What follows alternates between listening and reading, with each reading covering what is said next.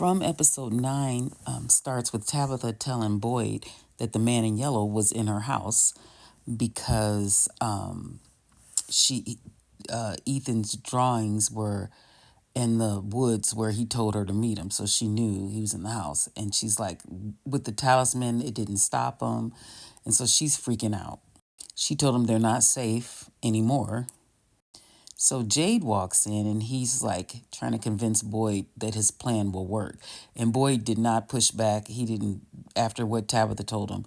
He said, Boyd said, oh, by the way, Tabitha also told him that the man in yellow killed Jim.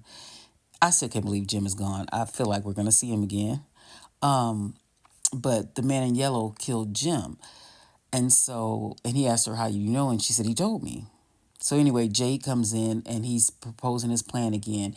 Boyd says, okay. And he's like, what happened? And he told him the man in yellow is back. So we got to do what we got to do.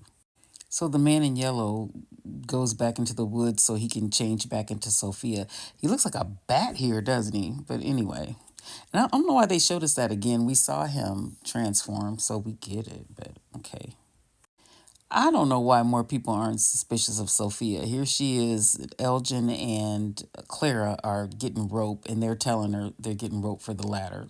And they were like, didn't you know? And they told her the plan about going into the chambers or whatever to get the bones. And she's like, oh, I hope it works. But she keeps popping up, and I'd be like, dang, why does she keep? I swear I would have clocked her. I'm suspicious of people anyway in general, so I would have clocked her for sure. So Claire said she's gonna go do something, go get something, and Sophia's like, can I come with you? So she goes with her. She asked Claire if she remembers her, and she said, "You don't remember me, do you?" And so then she pulls her glasses down, and she's like, "Now do you remember me?" So apparently, Claire was approached when she first got there by this thing, and made a deal with him. I guess if she did whatever she wanted at a certain time, she'd get to go home. Is what they were talking about.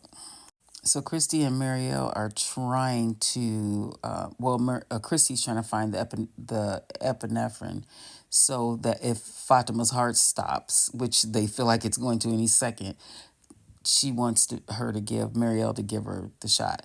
So Christy's going to find Boyd.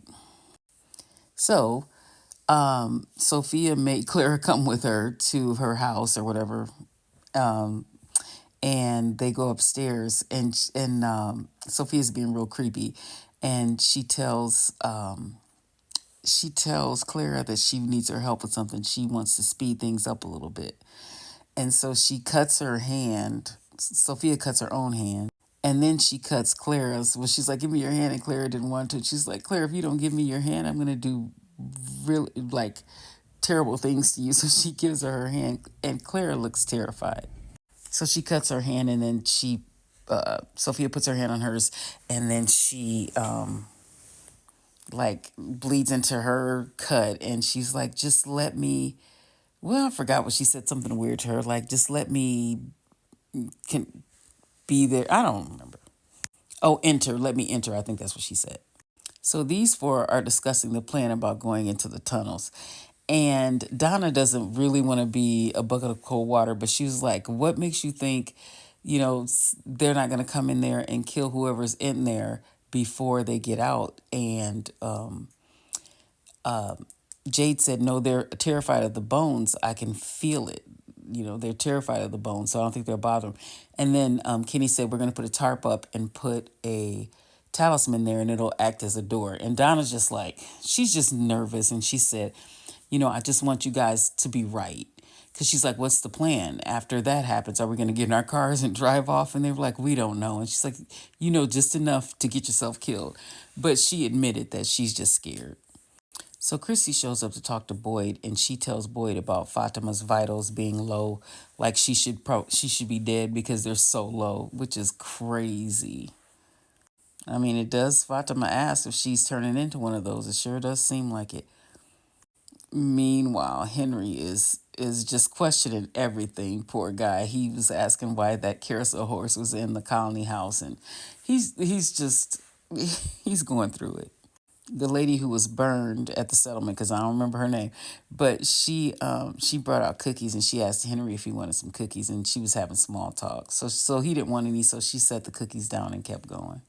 So Henry picks up a cookie and it triggers another one of his hallucinations, and he is sitting there with Victor, and Victor's trying to tell him. He said, "Have you thought anything any more about detaching yourself from this dream world with Boyd the sheriff?" Because he mentioned the doctor, and he was like, "Dr. Boyd," and Henry's like, "What?" And Victor said, "Yes, you mumble a lot. We know all the names."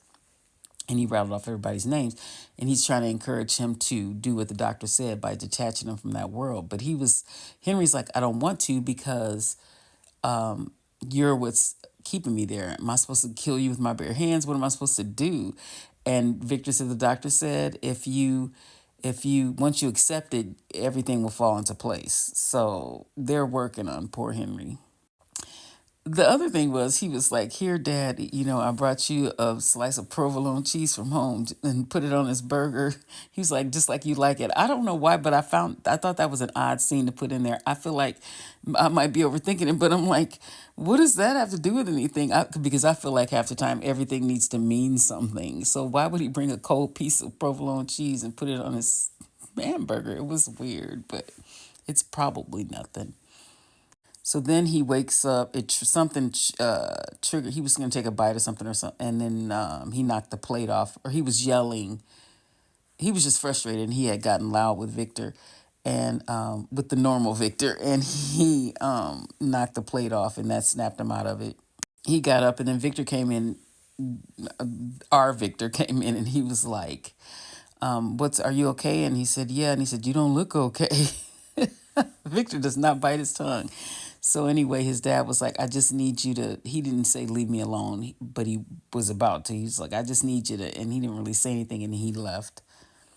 So Christy is expecting Boyd to, I don't know, do something about Fatima, and she's like, "What's the plan?" And he was like, "Just don't tell Fatima and don't tell Ellis.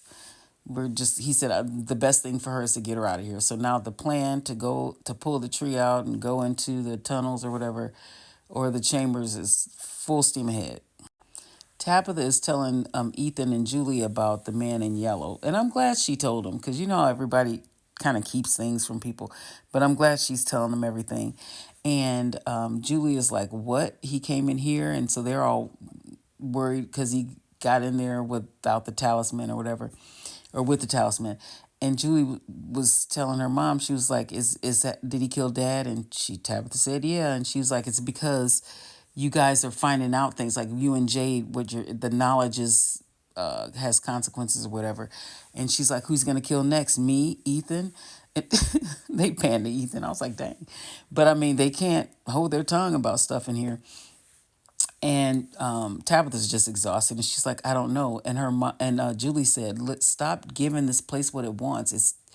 And then she told her what she thought she could travel through time, which I still think you can, Julie.